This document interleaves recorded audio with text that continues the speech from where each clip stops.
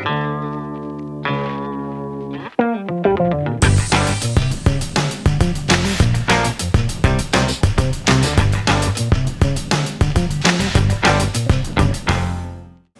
d'urgence sera décrété, ce qui veut dire que certains lieux seront fermés, la circulation pourra être interdite et il y aura également des perquisitions qui pourront être décidées dans toute l'Île-de-France. L'état d'urgence, lui, sera proclamé sur l'ensemble du territoire. Le 13 novembre au soir, à la suite des tueries de masse revendiquées par Daesh et qui ont fait 130 morts à Paris et à Saint-Denis, François Hollande annonce la mise en place de l'état d'urgence. Et depuis, il a été prolongé 2 fois, et il sera en vigueur jusqu'au 26 mai. Alors comprendre l'état d'urgence, c'est comprendre ce qu'on vit en ce moment, c'est-à-dire d'abord un régime d'exception.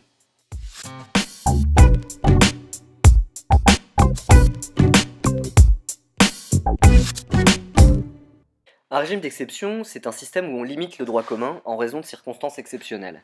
Et en France, il y a 3 régimes d'exception. Le premier, le plus ancien, c'est l'état de siège. Dans l'état de siège, les pouvoirs de police et de justice sont transférés à l'armée.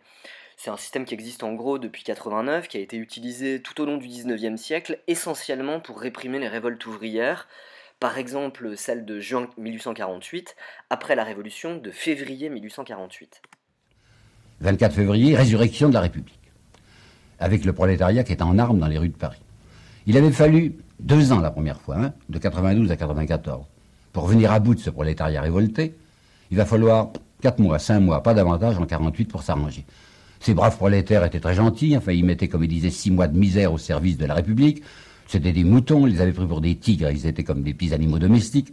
Alors on va pouvoir avoir raison d'eux assez facilement, et ce sera le canon de Cavaignac, les journées de juin.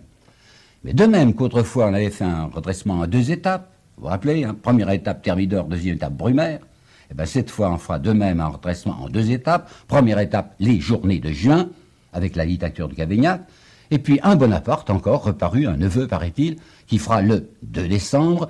Le 2 décembre, c'est le coup d'État qui va permettre à Louis-Napoléon Bonaparte, président de la République, de se transformer en dictateur et en empereur. Alors en 1954, quand démarre la guerre d'Algérie, les parlementaires de la 4e ne veulent pas utiliser l'état de siège parce que c'est un dispositif pas très républicain qui a permis les coups d'état militaires, et puis parce que ce serait reconnaître la guerre. Or à ce moment-là, pour tous les hommes politiques, notamment le ministre de l'Intérieur François Mitterrand, l'Algérie c'est la France. Donc on invente en avril 55 le système de l'état d'urgence qui consiste à renforcer les pouvoirs de police des autorités civiles, gendarmerie, police, administration, qui peuvent se passer du contrôle des juges. Il faut pouvoir prendre certaines mesures plus rapides que ne le permet l'organisation habituelle des règles administratives. Je dois dire que personnellement, j'aurais pu me contenter d'appliquer l'état de siège si l'Assemblée manifestait une préférence pour ce système. Il nous a paru qu'en créant la législation de l'état d'urgence, nous allions dans un sens plus libéral et plus souple. Les gouvernements de 1955 qui ont élaboré l'état d'urgence avaient la situation du début de l'insurrection en Algérie en tête.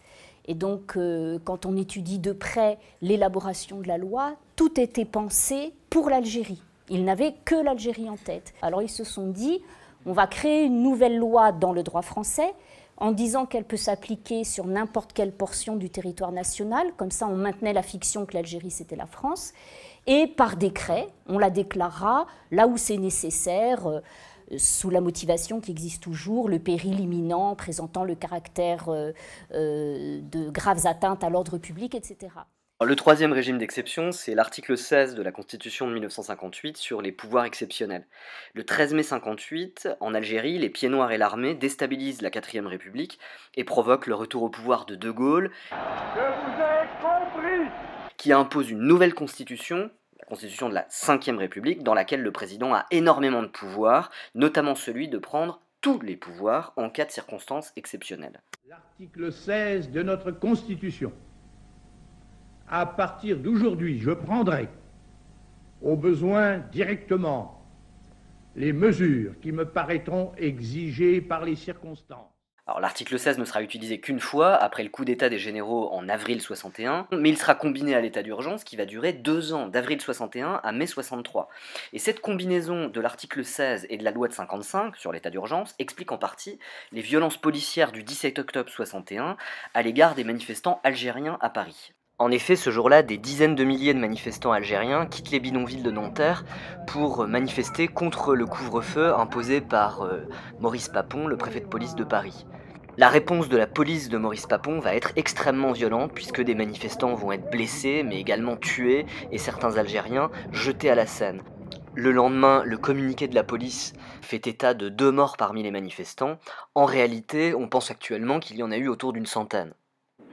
Il marchait sur les femmes, sur les gens, il les tapait.